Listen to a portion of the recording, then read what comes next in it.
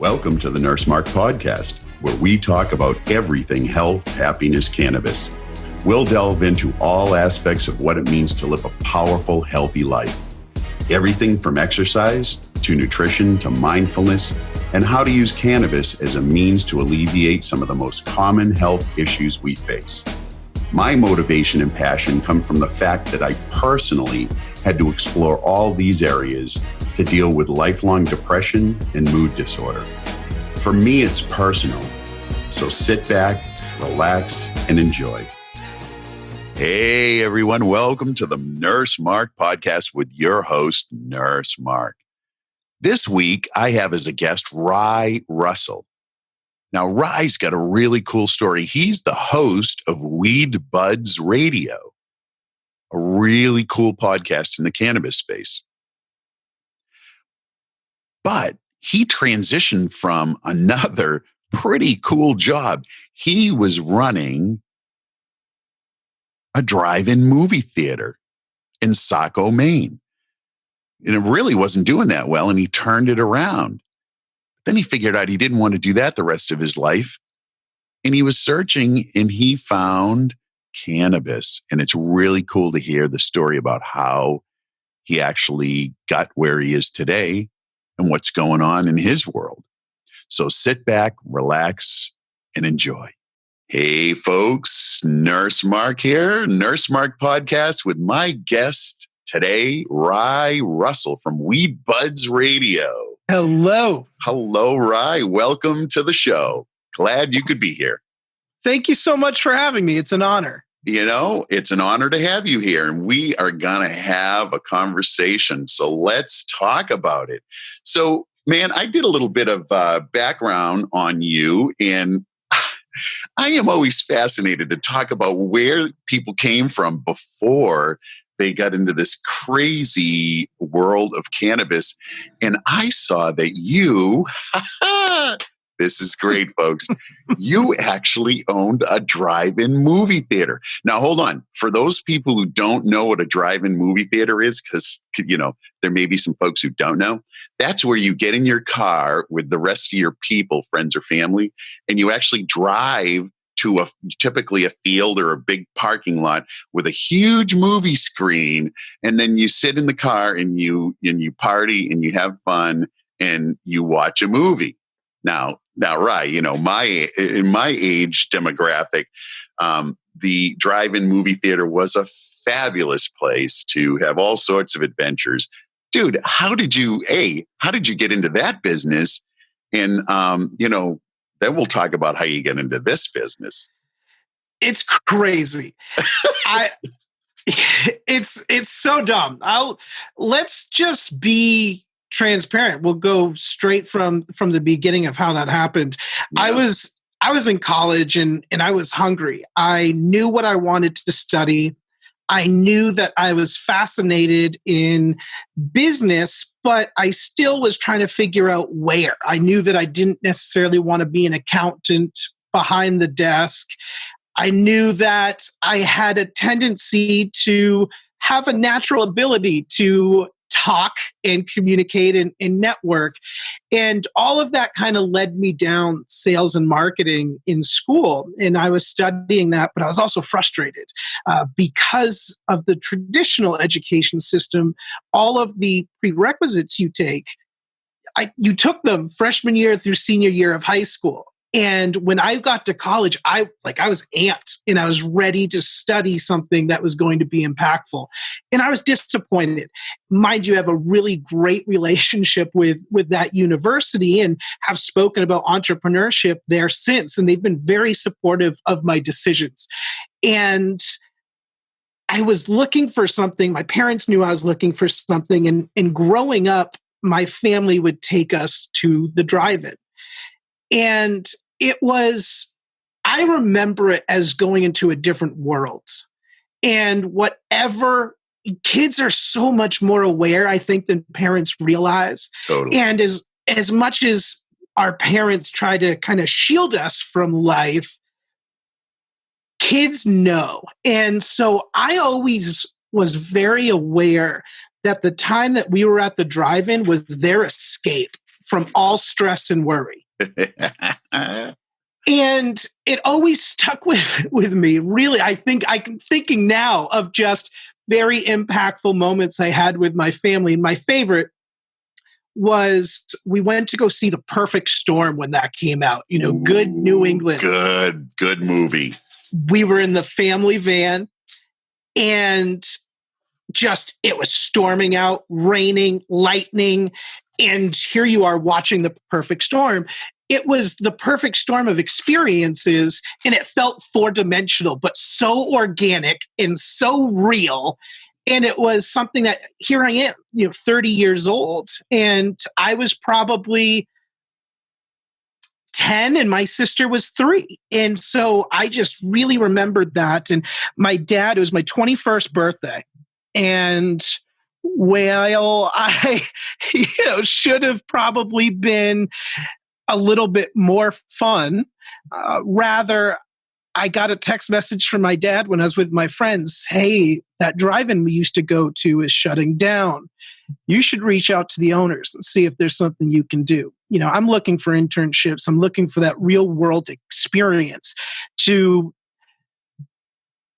battle with my frustration with university. And I spoke to the owners of the property and I told them what my vision was, and they thought I was bonkers, Mark. They thought I was insane. But yeah, so those people, how long had they been running this place? That family has probably owned it for decades. Right? So they're disillusioned, right? They've seen the decline in the drive-in movie theater biz, and they're like, dude, you are nuts because you're not going to do anything with this. Yeah. To their credit, mm-hmm. I'm just so grateful. It's because there was no reason for them to say yes. It was as big of a risk for them as it was for me, really. And they took the chance. And it was the chance that luckily we all won. We all won. And most importantly, the community won. And so that's what I mean when we all won is they got a thriving business back. I got an experience of a lifetime, and the community saved their theater. So you took it over. Yeah. And you ran this thing. I knew nothing. Dude, I was looking at some of the reviews, and it was like you took this thing from, death to being what? One of the most one of the most largest iconic attractions in the state of Maine. Yes. Yeah. We took it to in Funtown, a amazing family-owned amusement park. And Route 1 in Maine is kind of the main route. And there's a lot of attractions. And Funtown has dominated it. They owned it. And my mission was, I'm gonna take that. It might only be for a year or two, but that was my goal because that was the only way. And I think for me that grew up loving sports and being competitive, I needed metrics to compete with. And for me, that was my goal. And so rather than anything else, it was if I'm creating an environment that people love and love to be a part of, that's the only way I can beat this legacy of Funtown amusement. And that's what we did. We focused on people and we focused on the community and we focused on what mattered. So that sounds like a hell of a ride. How long did you do that? I did that for just over 4 years. So at the end of 4 years, you've got this thriving drive-in theater again. It was scary. It was, I think a lot of people don't really understand the decision-making of what 2015 was as a business. Because for me, I had personally sacrificed so much to get the theater to where it was able to be thriving and on its own. But at that point in time, I was 25 years old.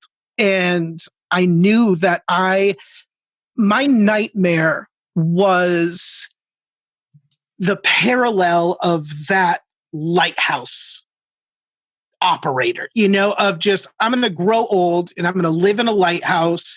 And that's where I retire and die.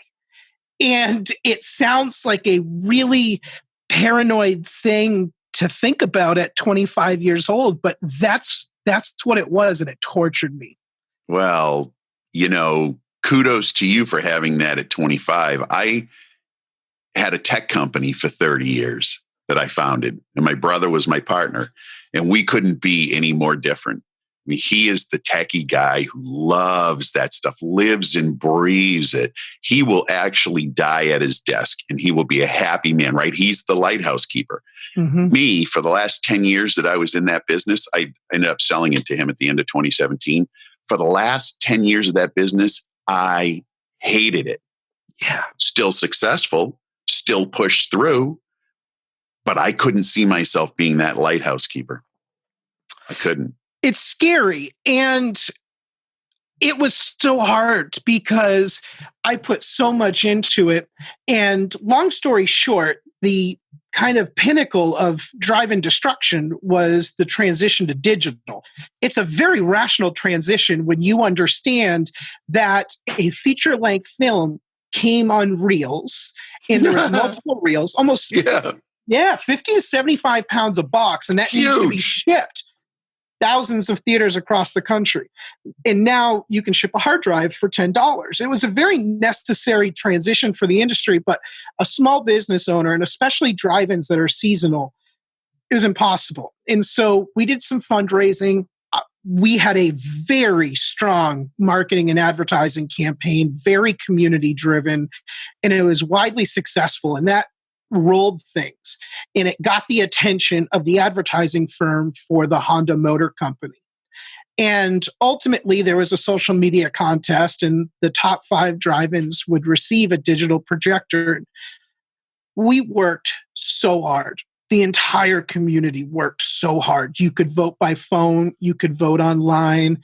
And when I say community, I'm not just talking about the 17, 18,000 people that live in my hometown here, but I'm talking about the state.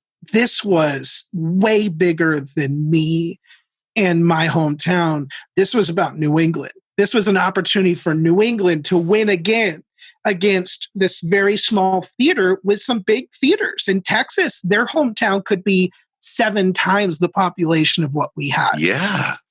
It was an underdog. And their season is longer. Their season's much longer. Mm-hmm. And they have more capital to put towards the ad spend. That sure. People think you win a contest like that and it's free. It's not. There's a lot of dollars that get spent in radio ads, television ads, Facebook ads. It's expensive.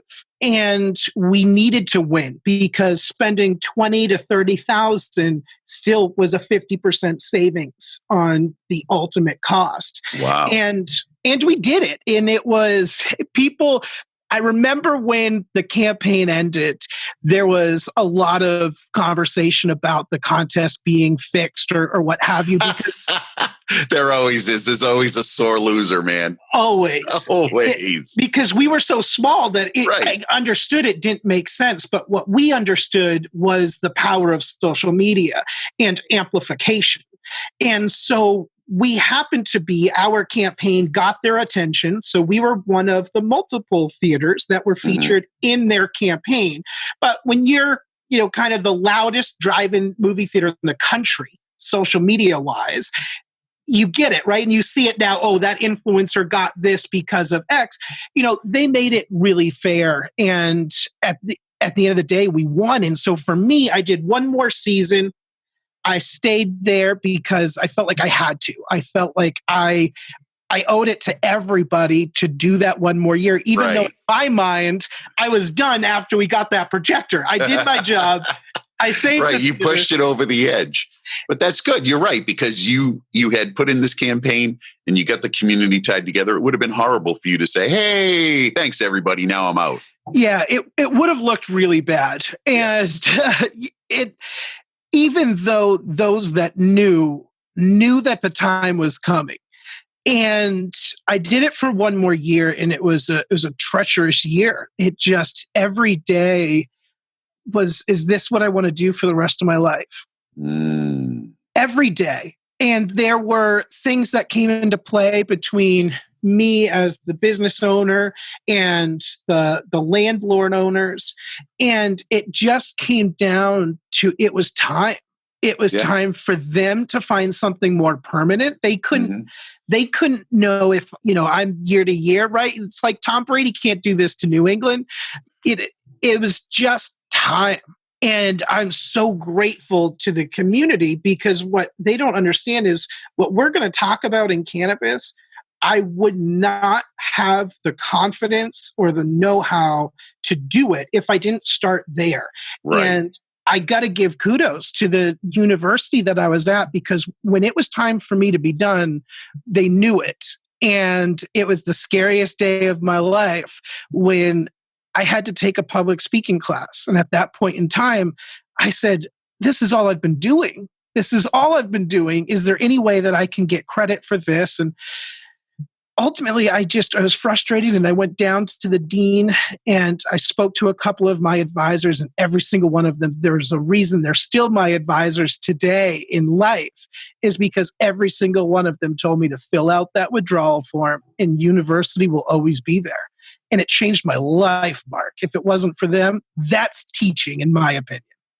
So that was their opinion. They're like, hey, we're not going to teach you anything that you don't already know, is basically what they're saying. Or that if this is something you want to get back to later on, do it. Listen, man, I didn't graduate college until 2018. Okay. Look at that. So I got my associates in 2014, but my bachelor's in 2018. I'm in a master's program now. I'm only really 24 years old in my head. Like in the lifespan thing, I'm only 24. It's all mental. Keep that rolling, baby. If I can just keep that. Well, you look good, Mark. You look fantastic. Man. You know what? I knew I liked you right from the start. Absolutely. So here you are. You're out of this experience with the drive-in movie theater. And that was what, the Saco Drive-In Movie Theater? Saco Drive-In Movie Theater. Love it. Still in operation today. Absolutely. Love it. Love it. And you know what? I may have to visit that and catch a movie for sure. So you're out of that. And now, okay, here we are. Today, you're in Cannabis, WeedBudz Radio. Tell me, how did you end up here? Are you just like all the rest of the people who get into this business? I'm saying all the rest of the people because I'm one of them, not like that. But a lot of people dove in the last 3 years because of the moolah, the potential for money, which I just want to go on record as saying there's no such thing as a free lunch, and you're not going to just make shit tons of money in this business without working your ass off and really hanging in there, okay? It's just like every other business in the world. There's money to be made, but you're going to have to work for it. That's my opinion. So tell me, how the heck did you end up with WeedBudz Radio? It is a real fun story. I tried cannabis 2 or 3 times in college, never in high school, and it wasn't for me. And quite frankly, I was the opposite of an advocate. I thought that it would ruin business. I thought that it made people unproductive. And it scared the heck out of me. Yeah. I consider myself a fairly intellectual creative, and I've relied, the drive-in wouldn't have been successful if I wasn't a little bit maniacal. And I just was so scared. I was never a big drinker. I certainly consumed much more alcohol than cannabis before I turned 26, 27. Yeah, well, it makes sense because that's what society condones, that drug. So it's like, hey, yeah, use that. Absolutely. Everything revolves around that. So yeah, makes sense. I didn't like it. And it scared me, and I felt like it can change personalities. And so I got away from just about everything and tried to live as much of a sober life as possible. Mm-hmm. And depression hits and anxiety hits. And when you're maniacal, there's a lot of things in an entrepreneur's mind that just never stop. I'll tell you, there was a recent article. I just did a TED Talk, and part of what I spoke about was this. There was a recent article in Forbes magazine that pegged the depression rate for entrepreneurs at 30%. General population is 7%. Yeah. So to your point, in the entrepreneurial mind, there's a lot going on. It doesn't stop. And I think that's the biggest problem. And I don't think that's an issue that's just me. I see it everywhere. And I see it in people that I love and people that I admire. Mm-hmm. And being in the film industry when Robin Williams passed, it impacts an industry when something like that happens. And mm-hmm. I think a lot of good things have come from it. Just as we see with the Me Too movement, we see a lot of really good things coming from it. Right. And mental health is it's so hard to talk about. It's hard to talk about our flaws and our weaknesses. Mm-hmm. And yet we all have it. Like, I don't want anybody listening thinking, well, I'm not an entrepreneur, or I don't necessarily have those crazy thoughts, so that doesn't apply to me. This applies to everybody. There's not a single person that hasn't stayed up all night with worrying. It's the human condition, man. It's how we're wired. 100%. And for some, it's worse than others. And I don't talk a lot about how things personally impact me because I'm usually the one interviewing others. And so this is special in one of the first times I really talk about this. But I was running out of options. When I sold the drive-in, I didn't know what I was going to do. All I had known at that point was that theater. And it was my identity, and it made everything else very challenging because I was always the drive-in guy.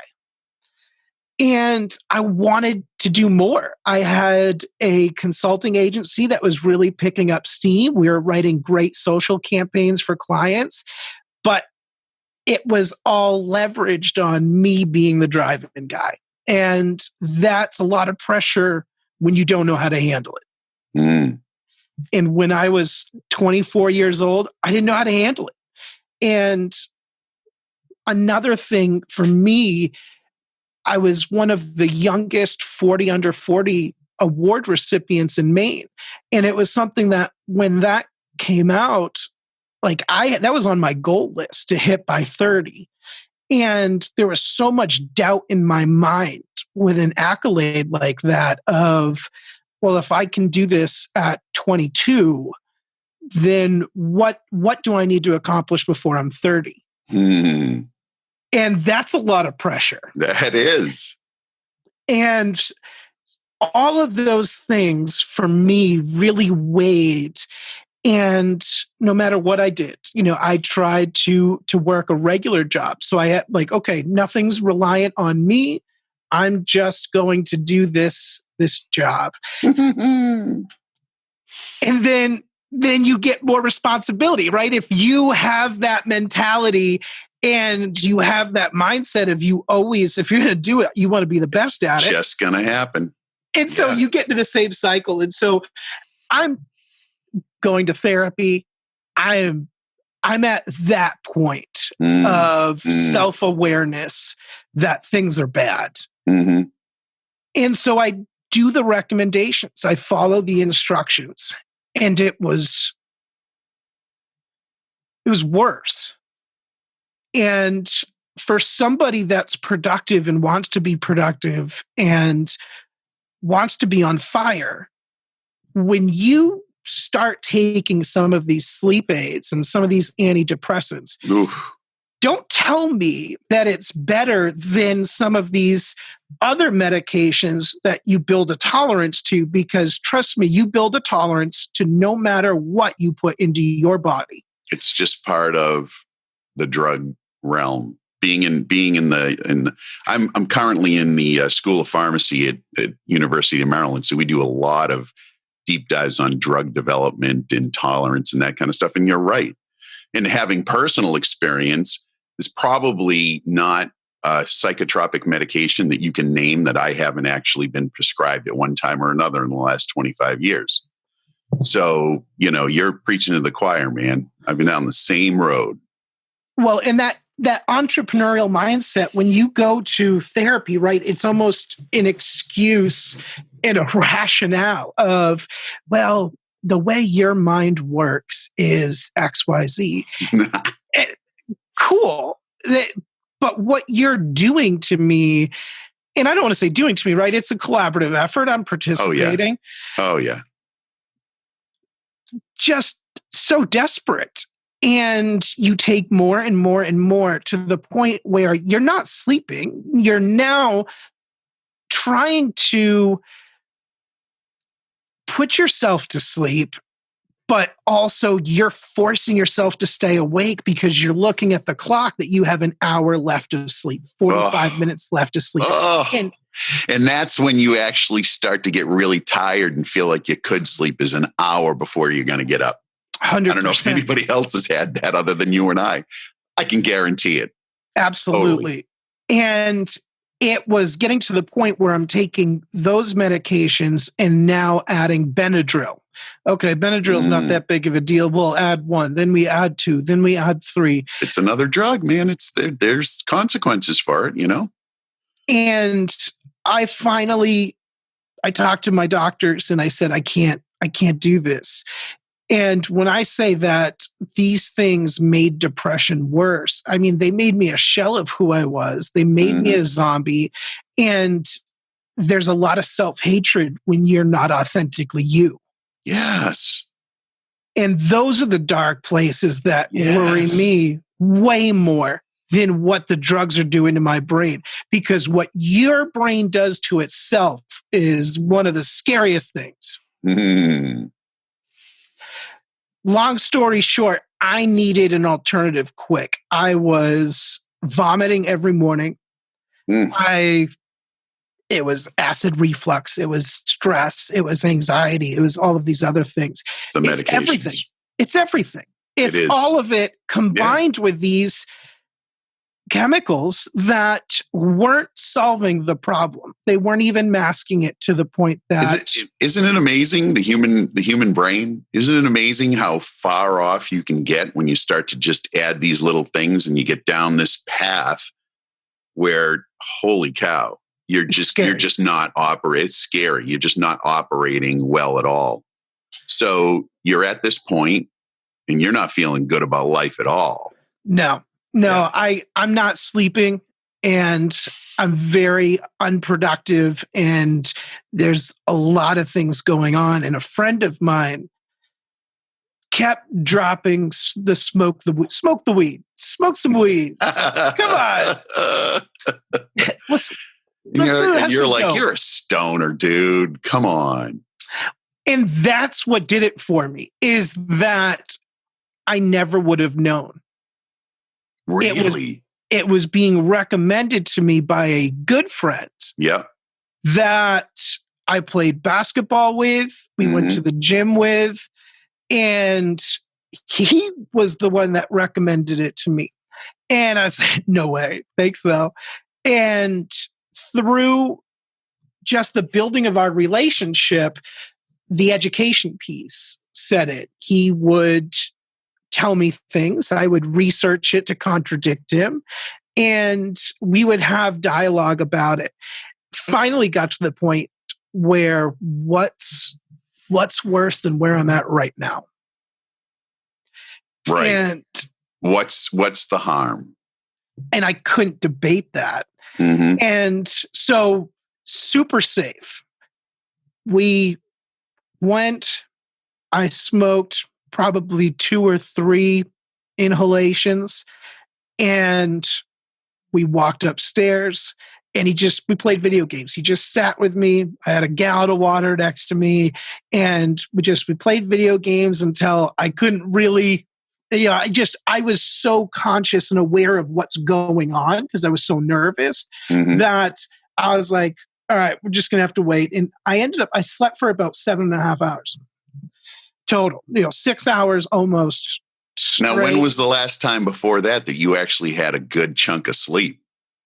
Oh, without absolutely tranquilizing myself, which wasn't good sleep.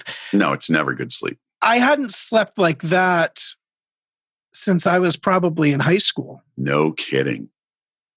It was the most rejuvenating sleep. And it's so weird because it just sounds so stupid and foolish until you experience it. Let me tell you, man, sleep deprivation is one of the worst things that can ever happen. They use it for torture. They use it for mind control. If you don't get good sleep, you'll die. You will die over a period of time. And, so physiologically, we need that time for the body to rejuvenate. When you don't over the course of years, that contributes to you not feeling well. And, so I have had a sleep app, and I have a new thing that I use, a little, whoop strap that kind of monitors my sleep. And I'll tell you right now, for me personally, a THC edible, about 10 milligrams before bed, my sleep is amazing. Deep sleep, REM sleep. I mean, I've got 2 years of data that shows conclusively for me that the impact and the power of just using that little bit. Absolutely. Amazing. And through that, I had a couple of more experiences with him, what I would consider kind of guided. And I was starting to be convinced. I wasn't taking anything else. I would work. We would go play basketball, have dinner. I would smoke, go to bed. And I did that for about a month. And I said, okay, there's something here. But I'm still skeptical. And that's when I started podcasting. I wanted to speak to growers. I wanted to speak to scientists. I want to speak to politicians because I want to really understand what's going on. And for me, I know networking and I know sales. And so I felt confident that I would be able to start attracting those individuals, but I needed to kind of have something of value to give back to them.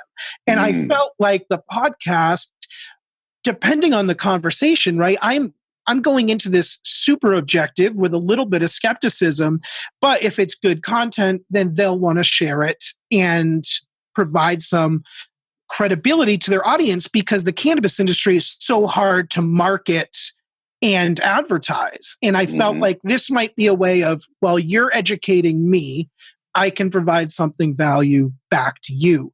And things just kind of rolled and developed that way organically, pun intended.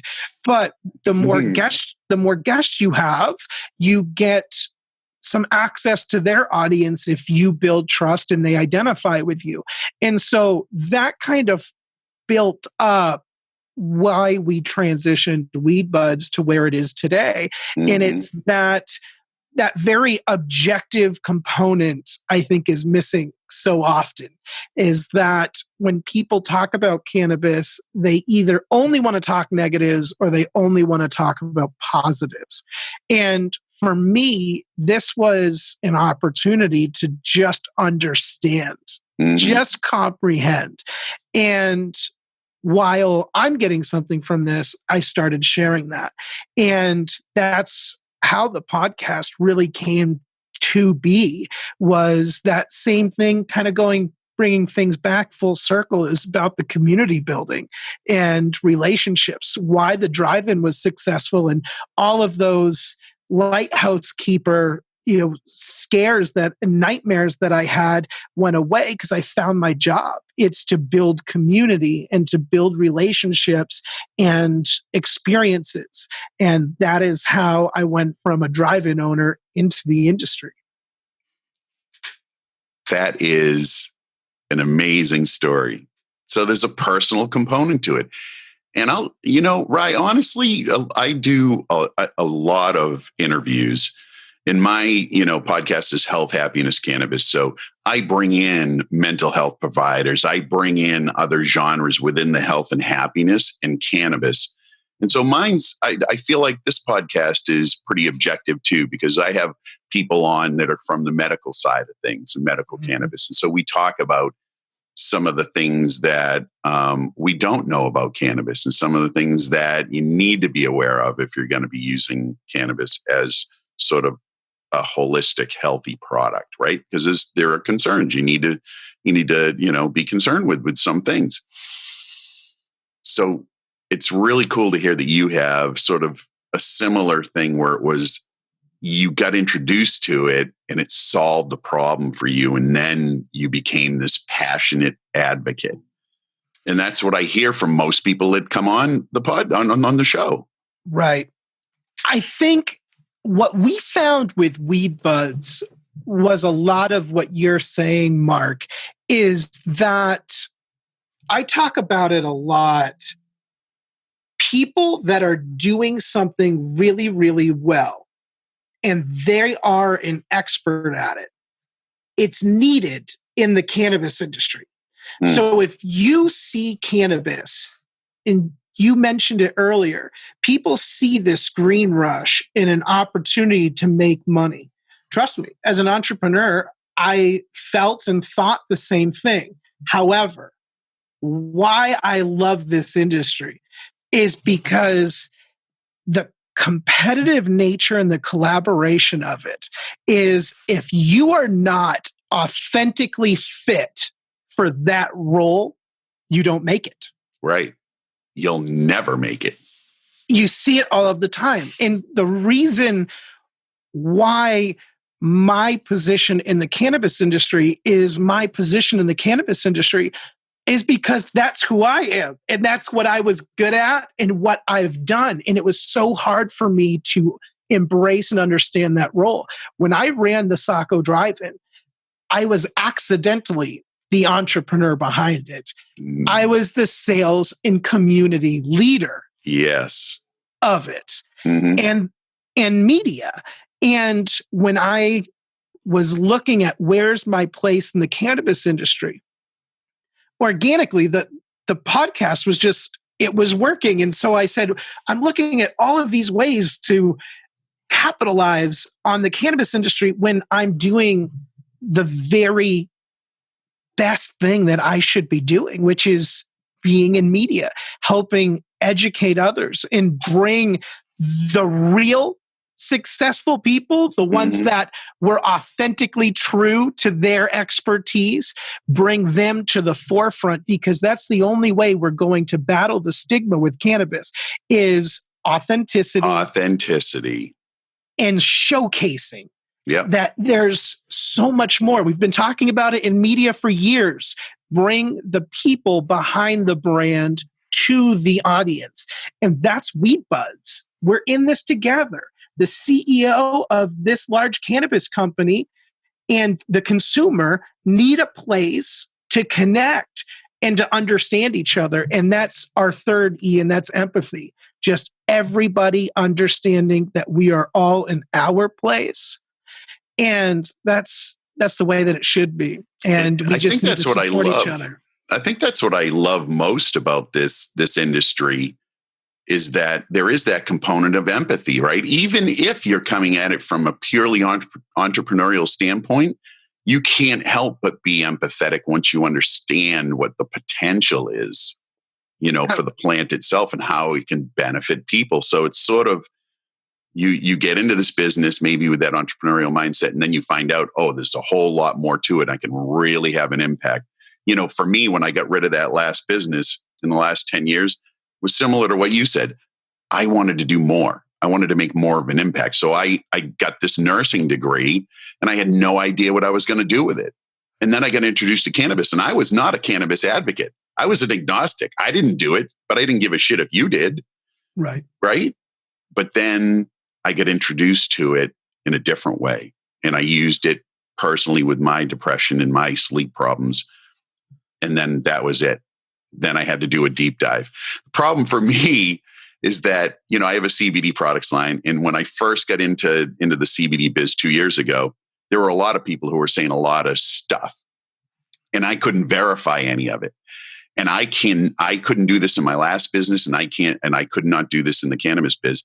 I could not go out and offer a product and talk about it and sell people on it unless I knew that what I was talking about was absolutely what was known about it at that point. So I've done, I'm in that master's program for cannabis science therapeutics. I've done almost every conference that you can think about from a technical and from a medical side. So now I feel like, I've got this voice that I can actually go out and say, hey, I know what I'm talking about. Let's chat. What do you want to know? And so it's connecting to an audience, right? And that's why I have a podcast, hopefully to help people get introduced to cannabis, answer some questions, but also about the whole thing about health and happiness. Cannabis isn't for me the only thing that I do to take care of my depression and my anxiety. I meditate, I exercise.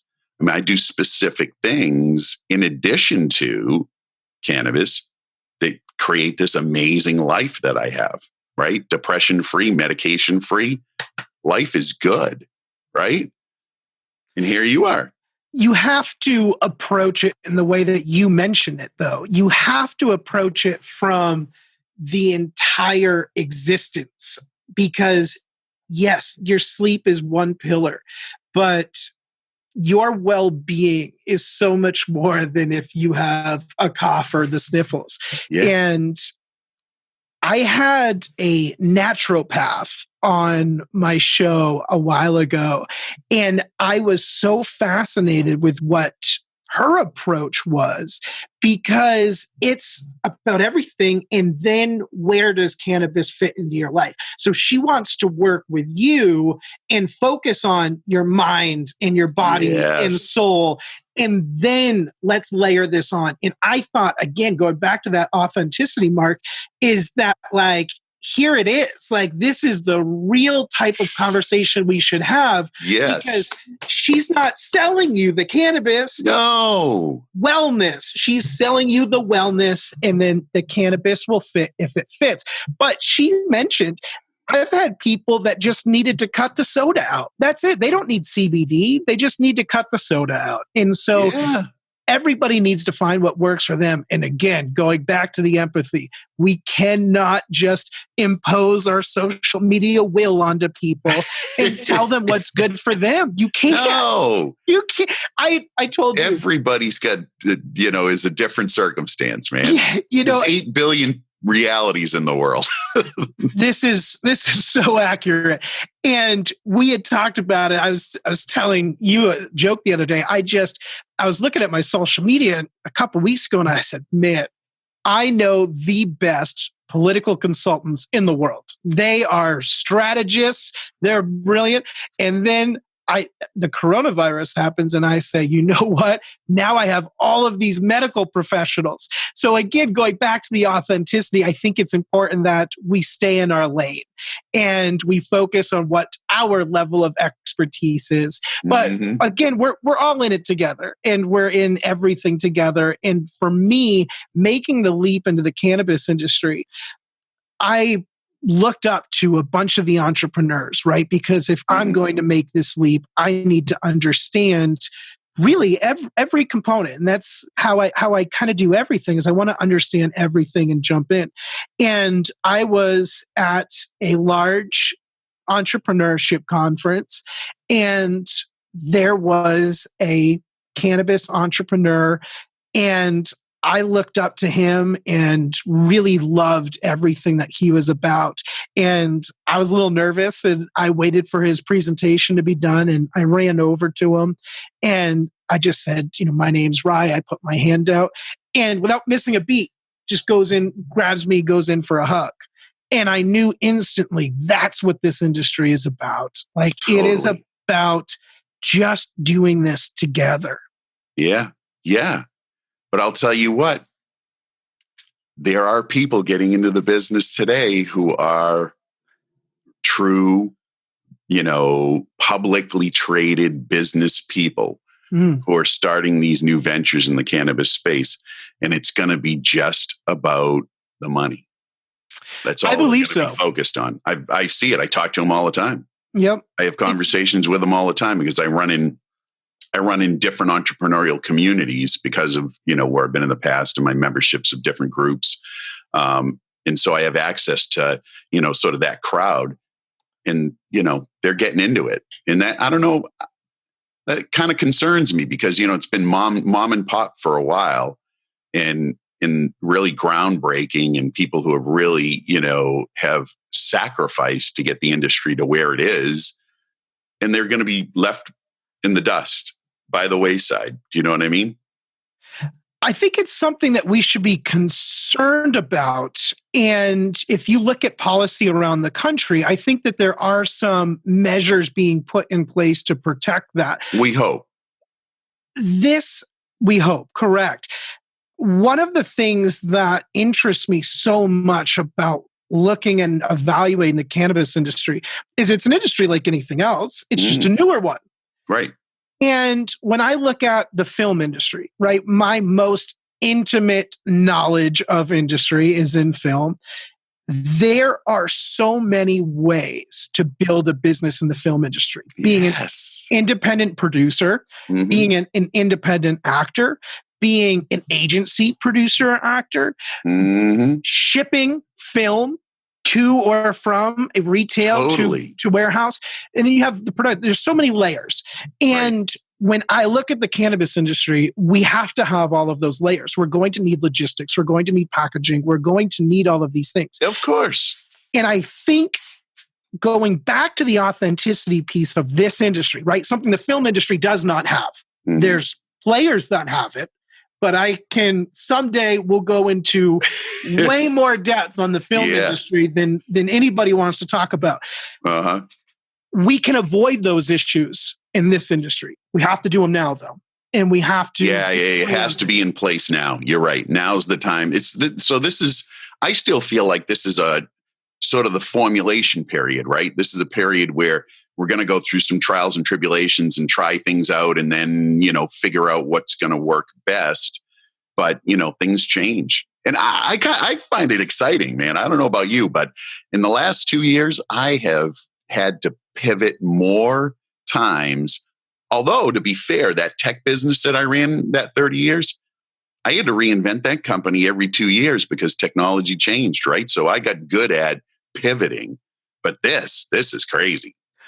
And I think that's one of the necessary filters in this industry, because there's two opportunities here for the savvy. And that is, it's still very regulated and still very unregulated. There's a lot of innovation in this chaos of policy right now. And you see it. Oh, we should have written a law to prevent that from happening. Or maybe we need to be a little bit more lenient on those programs. So the concern of some of these big, and I think a lot of people want to use the boogeyman being the pharmaceutical industry. Yeah. This is so new. It's entrepreneurship like anything else. We've seen some of those companies jump in, and there's some examples right now that they thought they had money behind them. They thought that the big bucks was going to plow them into an industry like it has in some other examples. And it hasn't. And I think that authenticity piece, the consumer is embracing more than ever. And so some of those people that we mom and pop shops might have some concern with, I think we need to realize that we need to just stay focused on the consumer. If we focus on the consumer, we know where our place is, right? So when I am an entrepreneur looking to get into the industry, I could try to force myself into all of these roles, or I could be the media WeedBudz guy that's networking businesses and community and industry and be successful at that. And so I think some of these businesses that are forcing themselves on the industry, we're going to see those pivots and we're going to see those readjustments, because it's just going to be the kind of the natural survival of the fittest. And the consumer controls it. Yeah, absolutely. I'll give you a perfect example from my last life, and that's when DSL came out. I don't know if you remember DSL, right? Oh, yes. It was hard to get internet, and it was really pricey, and we used to sell it. And when DSL first came out, there were thousands of companies that sold DSL. And like minimum 2 years later, there were 4. Like everybody was gone. That's what I'm equating this whole, especially the CBD side of things, is that there's a ton of people in there and there's a lot of chatter in the market and it's really confusing. They're all going to fall by the wayside because most of them are in for the quick buck and they're throwing money in and they're not going to reach their run rate, which is what happened in the DSL market. They couldn't reach their run rate with enough subscribers. That's going to happen in the CBD marketplace. Nurse Mark's just biding his time and waiting it out. I got nowhere to go. I'm going to be here. I'm the expert. I know what I'm talking about. Let's just let everybody else throw all that money at it. I'll give you a perfect example of that. My father, God love him, he's 80 years old this year. He's an amazing guy. Love him to death. And, you know, he's been a working guy his whole life, blue collar working guy.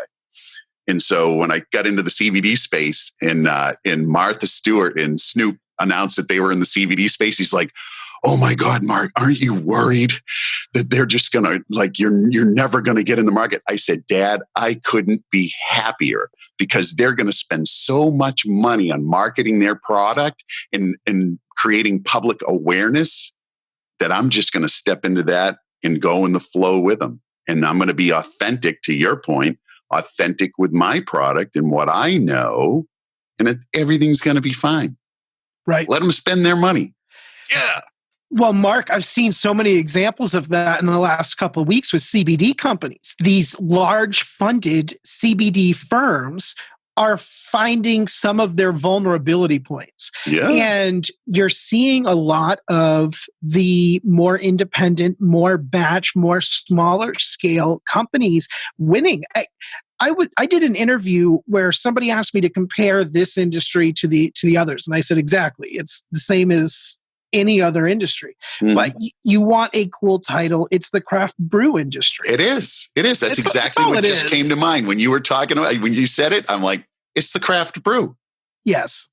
There's going to be an Anheuser-Busch of weed. Always. Let's understand that. And let's understand that there's going to be a Miller Coors. Hate to drop brands, but it just is. Like those brands. That's the analogy, man. It's the easiest one for people to understand. They're here for now. Right. And look, Sears was never going away, right? Macy's was the biggest retailer. Like, they're not going away. Industry is industry. And there was always going to be fair competition. Always. And there's always going to be opportunities. And for me, I'm looking at it, like you said, with excitement. This is, with chaos comes amazing things. Yes. And opportunity. This is all chaos, but it's good chaos. It's collaborative chaos. It's I see 2 CBD companies that are competing for market share, partnering up to make sure that their local communities have water and sanitizer. Yeah. There's so much collaboration here. And that's why I say the craft brew industry, because there's always a battle, right? You always have to have some underdog in a really good story. And you'll see more cooperatives, I think, in the mom and pop cannabis space. And I hope that there is. And some of my agriculture friends, I've been pushing them. You've got to create cooperatives because you have to bring those individuals together. And now you can compete for market share as a safety team. in numbers, man. So yeah. I'm excited. We have a lot of things still to iron out over the next few years, but it's coming. All right. So what's next for WeedBudz, man? We're going to wrap this up in a couple of minutes. What's next for WeedBudz? We have a lot of really cool projects that we're working on right now. And myself, personally, I'm working on just removing the hypocrisy of life. And for me, that's one of the things that I'm just working on as a personal development. And so I think that as an industry, we need to do better, as we say that we're going to. And I last week launched a company called Not Plastic, KNOTPLASTIC.com. And we are going to focus on providing biodegradable and compostable, entirely plant-based packaging for the cannabis industry. And it's... Bravo. That is what came from WeedBudz, quite frankly, is really looking at all of my friends and my peers in the industry and what was their biggest pain point. All of them felt like it was so hypocritical to go to policymakers and say, your packaging is requiring too much plastic. That's an expense and it's bad for the environment. We've all been documented saying that now. And all of them had said, this is a gap. And I'm very fortunate that my relationships have allowed us to create this brand in these partnerships. And we'll be coming out with pre-roll tubes.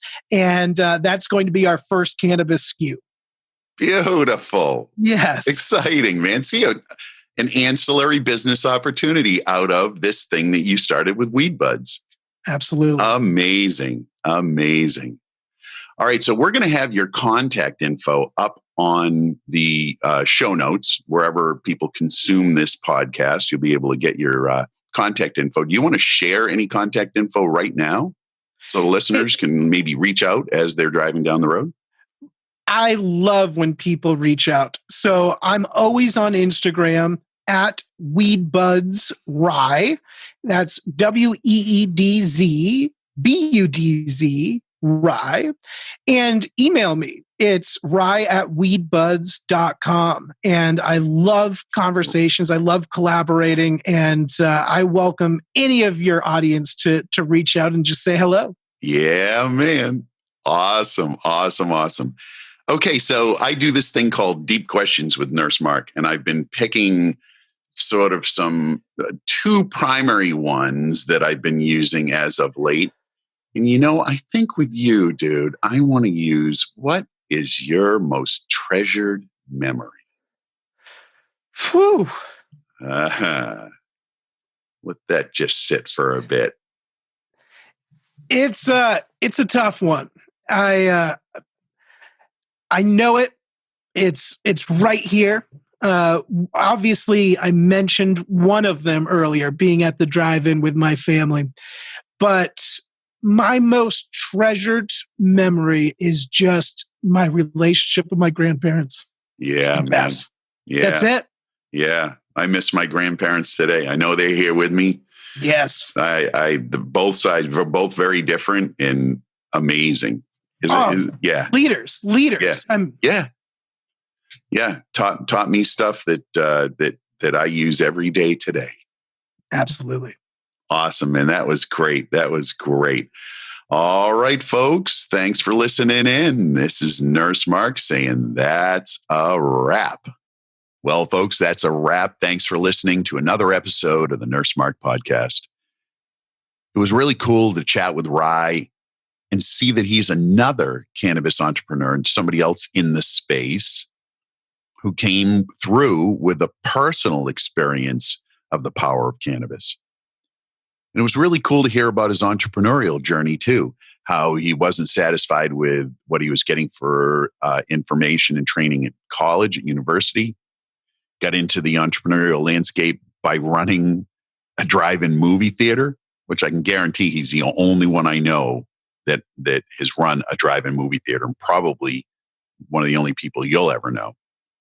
But it was really cool to hear him talk about building community and how with WeedBudz Radio, his intent really is to connect with an audience and to help them understand the power of cannabis and the industry. So thanks again for listening in to this week's episode. It's Nurse Mark saying health, happiness, cannabis.